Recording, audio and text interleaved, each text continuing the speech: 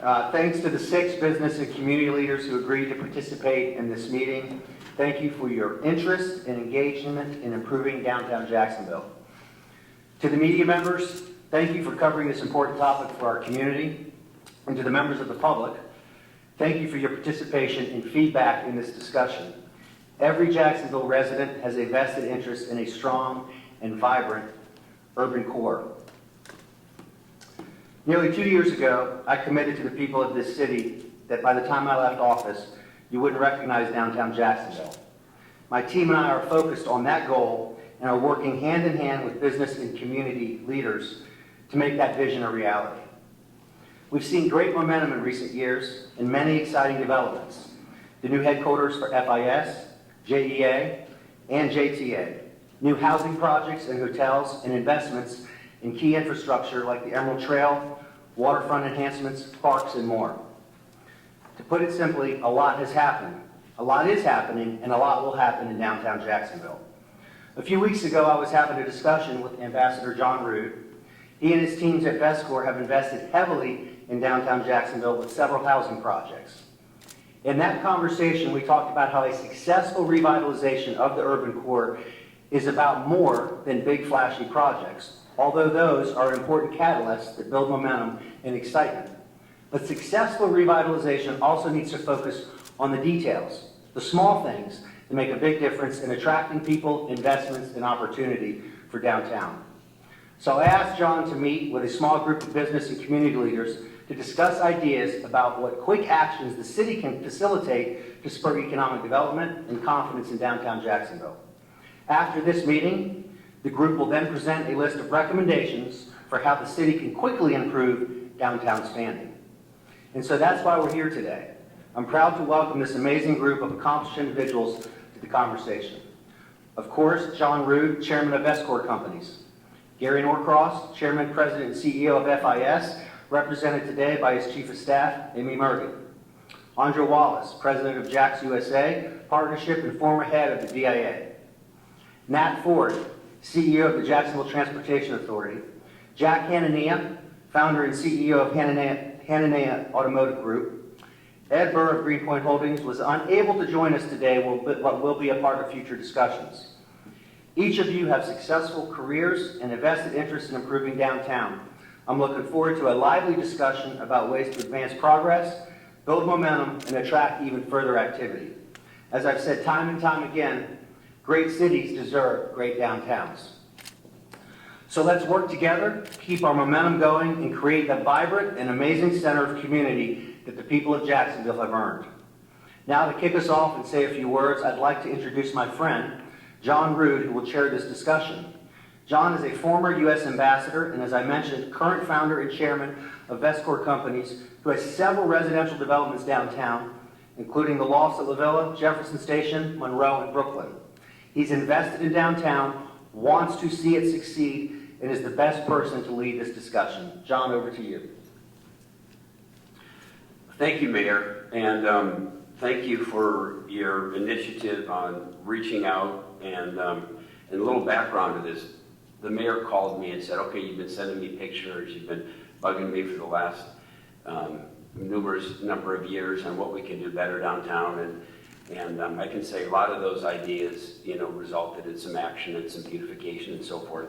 But he said, I'm now going to focus in the next 2 years on some deliverables.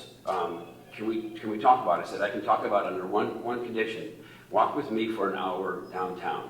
And so we spent an hour walking through this wonderful city and looking at wonderful buildings, but also I think for both of us, it was areas we hadn't explored and some opportunities that we noted on things that could be done. And during that walk, we don't need a convention center, we need activities, we need beautification, we need to address safety issues and some of the other issues that will be coming up in our future meetings. But Lenny came up with the mayor came up with these words.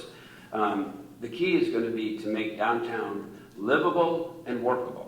And he said that really should be the focus of this group. Obviously, we're very committed to the downtown, having, I think, 5 stories of the new headquarters completed right now. Very exciting for us. roughly 1,200 employees here and committed to grow that. And a thriving downtown core is so important to attracting talent, which we very much want to do to Jacksonville. Especially next generation talent who really want to live downtown and be a part of a vibrant downtown community. So actually what I'm planning to do is to kind of crowdsource some of our ideas in a survey to our Jacksonville employees and get an understanding of how they use downtown today. If they use downtown today and come downtown because they're in all different directions. And then, bringing that feedback back to the organization. My thoughts around biking is a rapid expansion of bike lanes and creating a more walkable downtown is going to be critical. And then a holistic approach as it relates to transportation. There's a number of players as it relates to transportation in Duval County, but also in terms of downtown Jacksonville. And having a holistic approach that really looks at integrating the water taxis, the Emerald Trail, public transit, parking policy, both on-street and garage parking, and how is all of that harmonized to ensure the greatest level of mobility, depending on whatever mode you decide to use for your travels, is critical. We've got to address the possible decentralization of homeless assistance eco center within our downtown North Bank. I think that's one of the real challenges for us. This is not, homelessness is a real issue, and we have to work with that ecosystem to make sure that we get as many people off the streets into shelter and get them the help that they actually need. I think that when you have 6 to 7 different centers when you just look at the North Bank itself, within a, let's just say a 2 to 3 square mile radius, that's a lot of homeless assistance centers right in one location.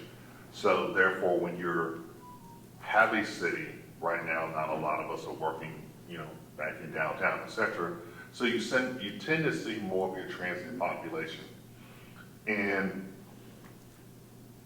perception is our reality at the end of the day.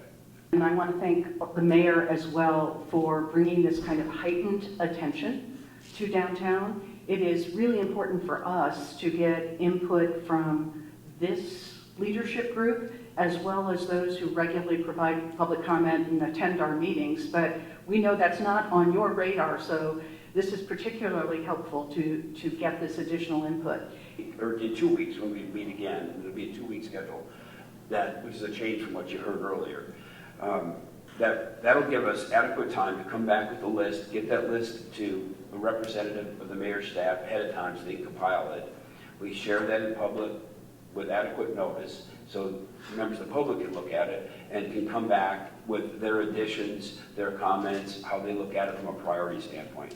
So, and then once that meeting takes place, we would have a follow-up where the input that we've gotten and then our direction in terms of priority would be noted, and the staff would come back with the final, what they consider final, and then we look at it again to make sure we bless it, and then we would turn that information over to the mayor's office as our recommendation on steps to go forward.